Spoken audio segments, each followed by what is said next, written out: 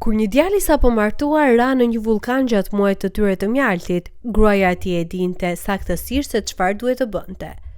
Po përpara se të fillojmë, ju lutem, jepini një pëlqim videos dhe sigurohuni të abononi në kanalin ton, të shtypni zilen për të mos humbur asnjë ngarkim nga ne. Me gjelbërimin e saj tërheqës dhe pamjet e bukura, Maja e malit Llamuxha është padyshim një tërheqje e madhe për vizitorët e Shën Kids. Dhe kur Clay Castaing dhe gruaja e tij Akami kaluan muajin e tyre të mjaltit në ishullin e Indeve Perëndimore, edhe ata vendosën të ngjiteshin në majën e malit. Pastaj, ndërsa të sapo martuarit ecnin përpara, Clay i besoi një shtegu militar për ta udhëhequr drejt kraterit të vulkanit, por kjo rezultoi të ishte një gabim i madh. Clay ra në mënyrë të rrezikshme poshtë. Përpara se Clay dhe Akan të niseshin për udhëtimin e tyre fatkeq, të dy kishin ndjekur Universitetin Purdue. Clay kishte punuar për një diplomë në shkencën e kafshëve në Kolegjin e Indianës, ndërsa Akami kishte qenë student i menaxhimit dhe marketingut. Në fakt, duket se krijesat, qofshin të mëdha apo të vogla, ishin pasioni djaloshit, pasi në një moment ai kishte punuar dhe si kujdestar kafshësh në kopshtin zoologjik të Indianapolisit. Dhe Clay dhe Akami e çuan marrëdhënien e tyre në një nivel tjetër në vitin 2018, kur çifti vendosi të martohej. Akami ndau lajmin e mirë në faqen e saj të Facebookut në korrik të atij viti me mesazhin: "Duket se kemi gjetur një perlë dhe unaza është mjaft e bukur gjithashtu." Shakaja shoqëroi me një foto të gruas së sapo fejuar në shtëpinë e Clayt, duke treguar unazën në dorën e saj të majt. Çifti sapo kishin lidhur kuror gjithashtu përpara aksidentit të Clayt. Clay dhe Akami ishin martuar më 13 korrik në 2019 në Indianapolis, pas së cilës ata u nisën për në Shën Kids për muajin e mjaltit. Dhe çifti i diplomuar nga kolegji do të udhëtonte mbi 2000 milje për të shijuar pushimet e tyre të para së bashku si burrë e grua. Dasma e Clay dhe Akamit kishte qenë një ngjarje porrallore, gjykuar nga fotot e kapura të dyve në ditën e tyre të madhe. Në njërin nga imazhet, nusja dhe dhëndri mund të shihen duke u puthur përpara një pergole të bardhë dhe të rrethuar nga trungje dekorative pemësh. Një foto tjetër, ndërkohë, tregon çiftin duke buzë qeshur të lumtur në krahët e njëri tjetrit. Por, megjithse Shën Kids njihet për plazhet e saj manice, të sapo martuarit nuk kishin ndërmend të kalonin gjithkohën e tyre duke u zhytur vetëm në diell të rër. Disa ditë pas fillimit të muajit të mjaltit, Clay dhe Akami bën udhëtimin në malin e famshëm të Llamuxha të ishullit. Stratovulkani i fjetur, gati 3800 këmb i lartë, është një nga atraksionet kryesore në Shën Kids dhe njihet për të pasur majën më të lartë në ishull. Kalimi i shpatëve të malit Llamuxha ja vlen gjithashtu, pasi ata që arrin në maj do të shpërblehen me pamje manitëse të detit të Karaibeve dhe ishujve përreth në oqean. Dhe përpara se të niseshin për udhëtimin e tyre në këtë mal, Clay dhe Akami kishin provuar të merrnin masat paraprake. Në korrik të 2019-s, Clay i tha CBS Miami: "Ne vendosëm që thjesht do të gjenim një qendër vizitorësh dhe një udhërrëfyes." Pas mbërritjes në zonë, megjithatë, çifti zbuloi se nuk kishte një strukturë të tillë. Clay shtoi: "Ishte vetëm fillimi i shtegut, kështu që ne ishim si në rregull, nuk na i nevojitet një udhërrëfyes, do ta bëjmë vetë." Kështu Clay dhe Akami bën udhëtimin 2 milje në malin Llamuxha të vetëm, duke ndaluar her pas here për të bërë foto gjatë rrugës. Dhe fotot e çiftit nga Indiana nga ajo kohë janë për të pasur zili, të kapura mes peizazhit të qetë që rrethon vulkanin.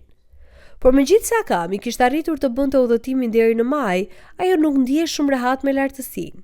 Duke kuptuar shqetësimin e saj, e sapo martuara vendosi të qëndronte në vend. Burri i saj udhëtoi në kraterin e vulkanit. Pastaj diçka i tha Akamit se zbritja e Clayt kishte shkuar keq. Akami më vonë i tha CBS Miami: "Fillova të ndjeja një ndjesi vërtet të keqe që diçka shumë e keqe kishte ndodhur. Fillova të thërrisja poshtë malit dhe pyeta: "Hey, Clay, a je mirë? Është gjithçka në rregull?" Në mënyrë oguzes, gruaja e re fillimisht nuk mori asnjë përgjigje për pyetjet e saj. Kështu Akami u përqendrua duke dëgjuar me vëmendje për çdo zhurmë që mund të informonte për gjendjen e burrit të saj. Por, kur më në fund dëgjoi diçka, kjo e vuri natyrshëm në ankth. Dëgjova atë që duke si Clay duke thënë ndim, shumë dobët, dhe unë thjesht fillova të çmendesha. shpjegoi ajo për CBS Miami. Pavarësisht frikës së saj nga lartësitë, Akami e dinte se duhet të shkonte drejt burimit të zërit dhe të shpëtonte burrin e saj. Dhe gjatë rrugës, ajo hasi në celularin dhe shallin e Clyde, të cilët dukej se ishin hedhur poshtë. Pastaj kur Akami më në fund arriti te Clyde, ajo u trondit. Nga pamja e skenës, ishte e qartë se Clyde kishte rënë dhe ishte lënduar rënd. Nuk ishte menjëherë e dukshme se cila ishin lëndimet e tij apo sa të rënda, por ishte e qartë se ai ishte në rrezik dhe se situata ishte shumë serioze. Clyde kishte rënë nga një lartësi e madhe. Në fund të fundit, ai kishte rënë të paktën 50 këmbë nga buza. Burri nga Indiana do të vazhdonte të shpjegonte situatën në të cilën gjendej, duke thënë në një intervistë të korriku 2019 në CBS This Morning. Isha duke u mbajtur pas litarëve, duke ecur poshtë me shpinë, siç do të bëje me një shkallë. Gjëja tjetër që vura re, isha ulur në tokë me kokën mes gjujve, duke vjell gjak, dhe kishte gjak poshtë këmishës sime. As Clyde nuk ishte plotësisht i sigurt se si kishte përfunduar duke rënë kaq larg, ndoshta deri në 70 këmbë poshtë sipas vlerësimeve të rënies. Ai shtoi, mendoj se një litar u koput dhe u rash, por nuk jemi plotësisht të sigurt sepse nuk mbaj mend fare rënien. Dhe fatkeqësisht nuk ishte askënd tjetër në afërsi për t'i dhënë një dorë. Telefonimi dikujt në tokë nuk ishte një mundësi gjithashtu pasi vendodhja e çiftit aq lart në kuptonte se ata nuk kishin sinjal.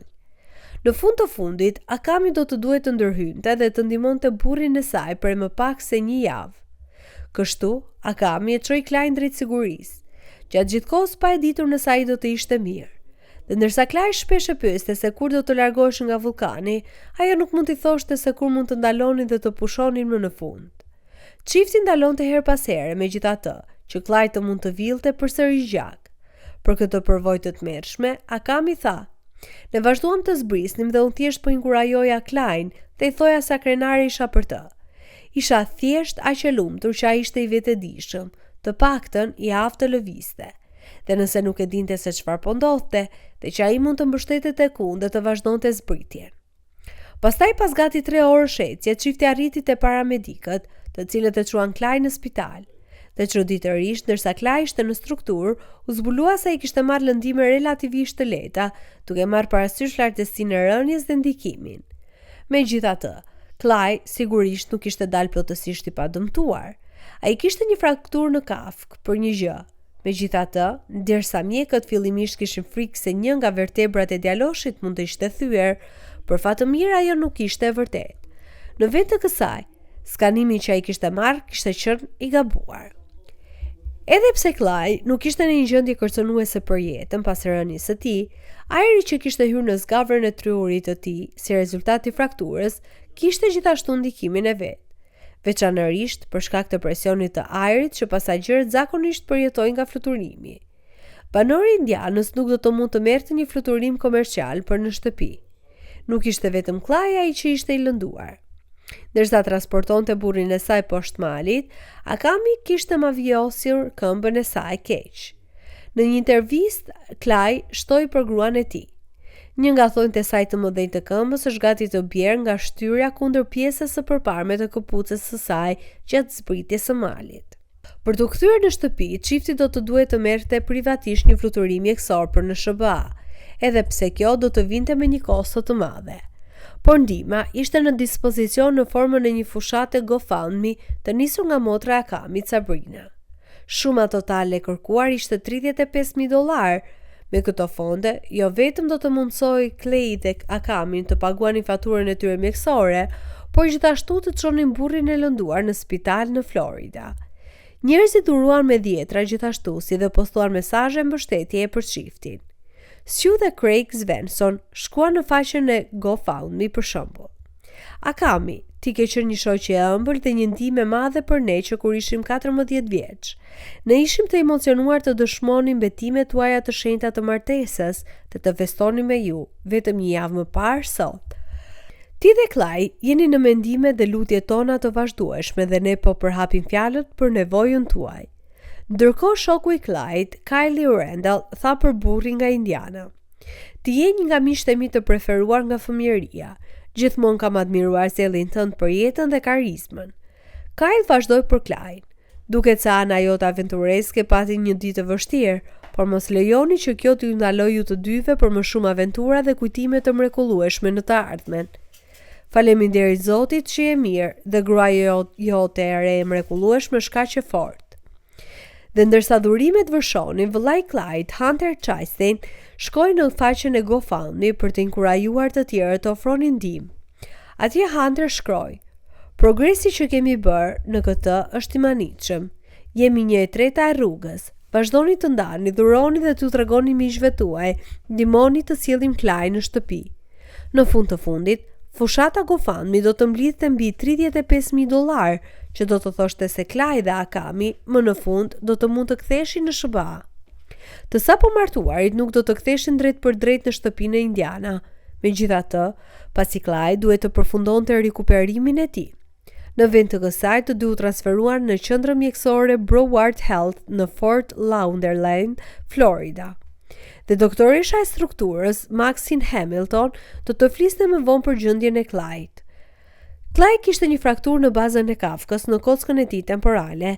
Ky është një rëndim shumë serioz. Megjithatë, djaloshi duket se kishte pasur një goditje të fatit të mirë, shtoi Hamilton.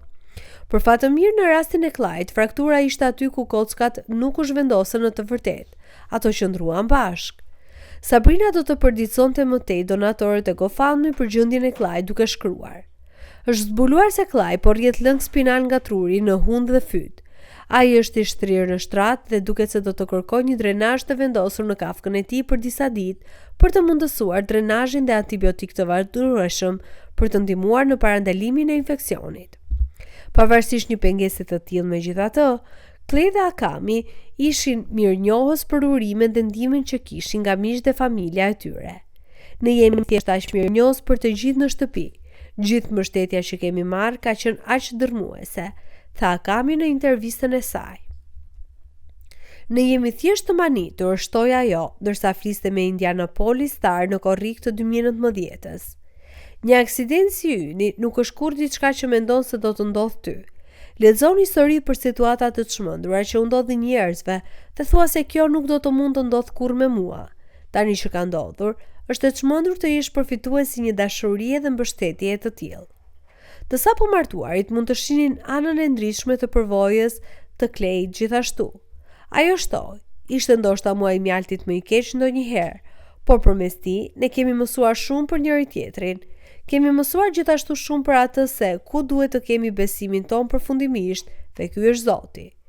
Në fund të korrikut 2019, pasi çifti u kthye në SBA, Akami shkroi në Facebook për të dhënë falënderime të mëtejshme: "Ne kemi qenë plotësisht të manitur nga lutjet, bujaria dhe mbështetja që kemi marrë gjatë kësaj kohe", shkroi ajo. "Clyde dhe unë kemi qarë së bashku disa herë sepse ka qenë aq e pabesueshme të jemi përfitues të një dashurie të tillë nga familja, miqtë dhe të huajt.